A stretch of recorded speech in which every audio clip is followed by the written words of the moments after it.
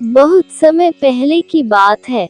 एक छोटे से गांव में राधा नाम की लड़की अपने माता पिता के साथ रहती थी। राधा का गांव चारों तरफ से घने जंगलों से घिरा हुआ था।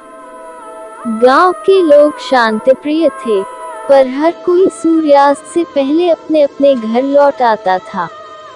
कहते हैं, उस गांव के पास के जंगल में एक भयानक चुड़ैल रहती थी, जिसे प्यास मांगने वाली चुड़ैल कहा जाता था।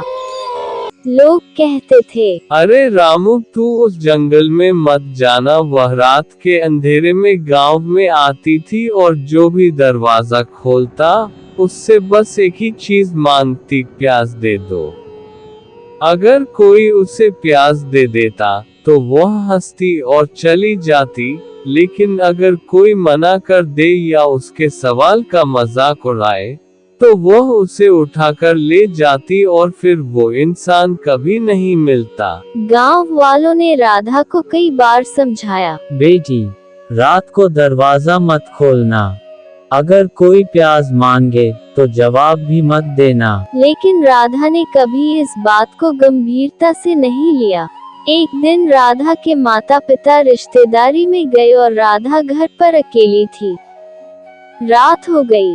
राधा खाना खाकर सोने की तैयारी कर ही रही थी कि तभी दरवाजे पर दस्तक हुई।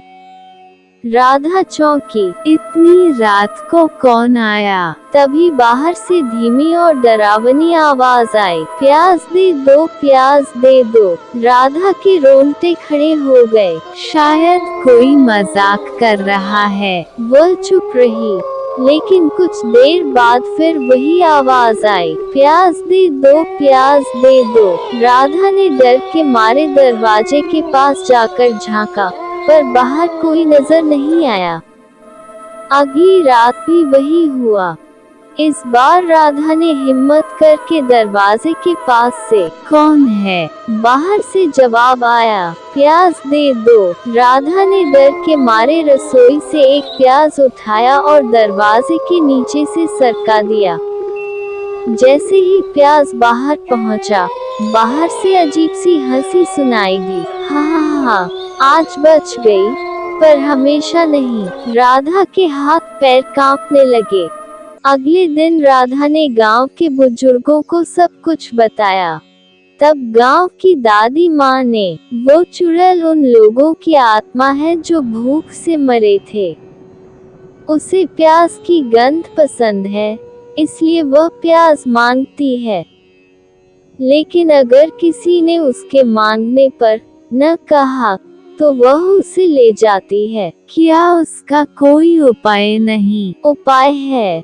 अगली बार जब वो आए तो दरवाजे पर एक कटोरी नमक और एक काले धागे में बंधा नींबू टांग देना, और भगवान का नाम लेते हुए दरवाजा मत खोलना। रात फिर वही दस्तक हुई, ठक ठक ठक, प्यास दे दो। लेकिन इस बार राधा ने दरवाजे पर नींबू और नमक पहले से टांग दिया था। प्यास दे दो, आज नहीं दोगी?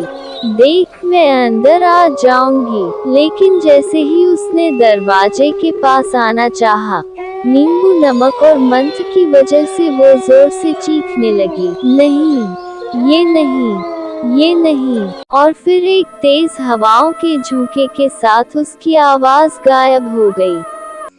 उस रात के बाद कभी भी प्यास मांगने वाली चुड़ैल गांव में नहीं आई। राधा ने अपने साहस से न सिर्फ खुद को, बल्कि पूरे गांव को उस डरावनी चुड़ैल से बचा लिया।